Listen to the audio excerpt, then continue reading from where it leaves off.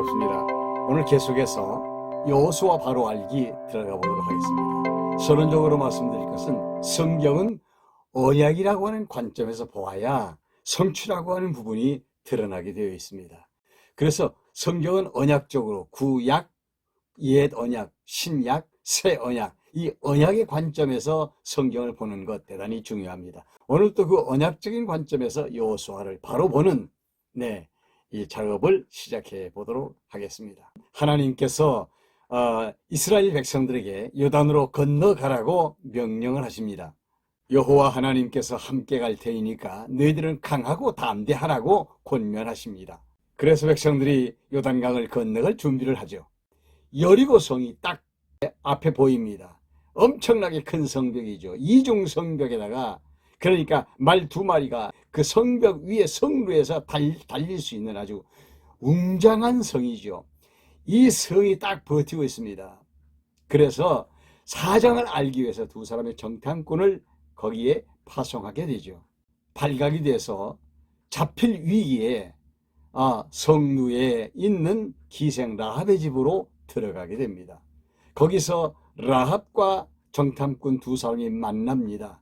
그래서 정탐꾼들이 사정 이야기를 하면서 우리를 살려주게 되면 이 성이 점령될 때 우리 이스라엘 군대가 그대들을 살려주게 될 것이다. 그러면서 붉은 줄을 매달아라. 너희와 관련된 모든 사람의 생명을 우리가 책임지겠다 하고 약속을 하면서 돌아와서 이제 여호수아에게 보고합니다. 아주 재미있는 그 비하인드 스토리들이 너무 많이 나옵니다. 재미있습니다. 이런 거를 이야기하다 보면 시간이 없잖아요. 그러니까 제가 단축해서 간단간단하게 말씀을 드리고 의미만 전달하려고 합니다. 여러분들이 이게 의미를 알고 난 다음에 성경을 보게 되면 이 말이 이런 뜻이구나 하는 것을 아시게 되겠죠. 여호수아의 지도를 따라서 백성들이 행렬을 짓고 요단을 향하여 이제 나아갑니다. 그때 제사장들이 법궤를 메고 맨 앞에서 그 맥주대가 되어서 막 강둑에 물이 철철 넘치는 그런 상황에 요단 물을 밟고 제사장들이 앞으로 전진을 합니다. 하나님께서 물을 마르게 할 것이라고 약속을 하셨기 때문이죠.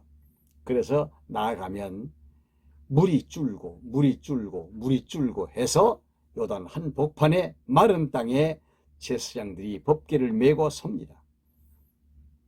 그리고 백성들이 쫙 건너가고 맨 마지막에는 여호수아가 그 강바닥에 있는 돌 12개를 취하여 강 건너편으로 가지고 가서 기념비를 세웁니다. 이 돌탑은 뭐냐? 여호와 하나님께서 홍해를 갈라서 건너게 하듯이 우리로 하여금 똑같이 요단물을 밟고 요단을 건너오게 하셨다. 하나님의 위대하신 능력에 대하여 찬양하는, 그리고 이스라엘 백성들이 대대에 하나님의 놀라운 섭리에 대하여 기억하도록 기념비를 만들게 됩니다. 광야 태생들이 아직 할례를 못 받았어요. 그래서 할례를 행하는 일을 먼저 합니다. 유월절을 지키면서 거기서 낳는 곡식을 먹기 시작합니다. 그때 만나도 그쳤습니다. 그 육중한 여리고성을 바라보고 있을 때 거기서 여호와의 군대 장관을 만나게 되죠. 하나님께서 여호수아에게 이렇게 말씀하십니다. 매일 아침에 여리고성을 한 바퀴씩 돌아라. 그리고 일주일의 마지막 날 7바퀴를 돌고 소리를 지르면 여리고성이 와르르 무너질 것이다. 그래서 여호수아는 하나님이 시키는 대로 합니다. 제사장들이 나팔을 불면 한 바퀴씩 도는데 그 여리고성 안에 있는 사람들은 이미 간담이 녹아내렸습니다. 홍해 바다를 건너왔지요. 요단강도 그냥 건너왔죠. 그러면서 요단 동편 땅에 있는 아모리 족속들 다 몰아내고 그리고 모압 암몬을 거쳐서 두 왕들을 죽이고 점령을 해서 이미 땅을 분배한 상황에서 요단강을 건너온 그들에 대하여 그 배후에 하나님이 살아서 역사하신다는 사실 때문에 이미 그들은 다 무너졌습니다. 매일 한 바퀴씩 돌고 맨 마지막에는 7바퀴를 돕니다. 그리고 났더니 우르르 하면서 성벽이 무너져 내리기 시작합니다. 라합과의 언약 때문에 이스라엘 백성들은 성루에 자리 잡고 있는 기생 라합과 그와 관련된 사람들을 다 살려냅니다. 여리고성을 점령했을 때 거기에서 얻어지는 그 전리품들이 있어요. 그걸 아간이라고 하는 자가 훔쳐다가 자기의 장막 밑에 감춰 놓았습니다. 그러면서 아이성을 점령하겠다고 3,000명의 군대를 뽑아서 보내가지고 아이성 사람들에게 아주 보기 좋게 당했습니다. 그 당한 이유를 하나님께서 가르쳐 주시는 것이 뭐냐? 너희 중에 부정한 자가 있어서 내가 망하게 했다. 하나님께서는 아간을 제비 뽑히게 해서 아간과 그의 가족들을 심판하게 되죠. 그리고 하나님은 2만 명의 군대를 가지고 아이성을 또 점령하게 합니다. 이러한 정복의 역사가 쫙 이어져 갑니다. 땅 정복입니다. 무슨 의미가 있느냐? 아브라함에게 언약한 땅에 대한 언약이 지금 여호수아 시대에 이루어지고 있다고 하는 것이죠. 이런 관점으로 봐야 됩니다. 이제 이후로는 계속해서 요단 서편 땅을 점령해 나가는 땅 정복의 역사가 나타나고 있습니다. 물론 재미있는 비하인드 스토리를 여러분들이 한번 성경에서 확인을 해 보시기 바랍니다. 가나안 사람들이 이스라엘과 전쟁을 하기 위해서 혼자 힘으로 안 되니까 연합군을 구성하죠. 결국은 여호수아에게 잡혀 죽은 왕들이 몇 명인지 압니까? 모세에게 잡혀서 죽은 요단 동편 땅의 왕, 2명하고, 그리고 여호수아에게 잡혀 죽은 요단 서편 땅 왕 31명을 합하면 33명의 왕들이 이스라엘 군대에 의해서 죽습니다.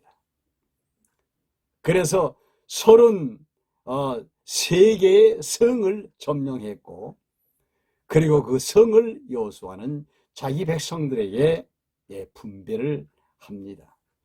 이 내용이 여호수아서의 내용입니다. 여호수아서가 말하고 있는 의미에 대해서 잠깐 말씀을 드리겠습니다.